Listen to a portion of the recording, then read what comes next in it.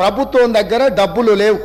ప్రతిరోజు reserve bank దగ్గర వెళ్ళి నించొని మా జీతభత్యాలకు, మా రోజువారీ ఖర్చులకు, మా ఆర్థిక పరిస్థితి బాగలేదు, మాకు అప్పులు ఇవ్వండి అని అడుక్కునే పరిస్థితి గత ప్రభుత్వంలో ఉండే. జీతభత్యాలు ఇవ్వలేని పరిస్థితికి వచ్చింది, ఇది వాస్తవం.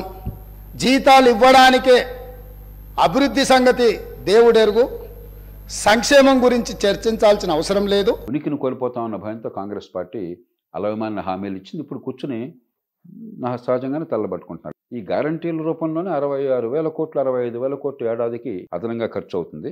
ఇది కాకుండా గ్యారంటీల్లో చెప్పని రెండు ఉన్నాయి. ఒకటి రుణమాఫీ, అది గ్యారంటీల్లో చెప్పలా.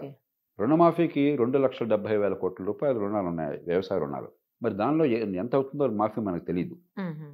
2 లక్షల రూపాయల లోపల లోన్ అని అంటున్నారు. అందులో ఇప్పుడు ముఖ్యమంత్రి గారు ఎన్నికల ప్రచారంలో మీకెందుకు ఇప్పుడు అప్పు తీసుకోండి, నేను రాగానే మాఫీ చేస్తానని చెప్పినట్టుగా, మరి అది ఆయన వీడియోనో దాన్ని కావాలని పెట్టారో నాకు తెలియదు, ప్రచారం అవుతోంది. అంటే కనీసం 20% అన్న మాఫీ అని లెక్కేసుకోవచ్చు కదా, నాకు తెలియదు. ప్రభుత్వం చెప్తే తప్ప ఏం చేస్తున్నారు, ఎలా చేస్తున్నారని. అది 50,000 కోట్లు లెక్కేసుకుంటే మరొక ఏడాదికి 10,000 కోట్లు అది అవుతుంది.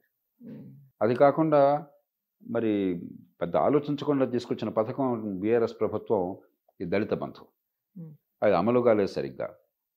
దాన్ని వదిలేసే బదులు దాన్ని మరి చేపడతాము, 12 లక్షలు చేస్తామన్నారు. అది నిజంగా అమలు చేస్తే 2,70,000 కోట్లు 2,50,000 కోట్లు అవుతుంది. అది అంటే ఏడాదికి 50,000 కోట్లు అవుతుంది. కాబట్టి ఈ రెండు హామీలు 6 కలిపితే ఏడాదికి 1,60,000 కోట్ల రూపాయలు అవుతుంది. డబ్బులు లేవు. ఇప్పుడే ప్రభుత్వం చెప్తుంది వారం రోజుల్లోనే విద్యుత్ శాఖలో 70,000-80,000 కోట్ల లోటు ఉంది, ఖజానా ఖాళీ అయింది. అలాంటప్పుడు మీరు అప్పులు చేసినా కూడా ఈ చేయడం సాధ్యం కాని పరిస్థితి వచ్చింది. అప్పులకు కూడా పరిమితి ఉన్నది. మీరు ఆ పరిమితి దాటి అప్పులు చేయడానికి సాధ్యం కాదు. మీకు శక్తిని మించి అప్పులు చేస్తే వ్యవస్థ ఒప్పుకోదు.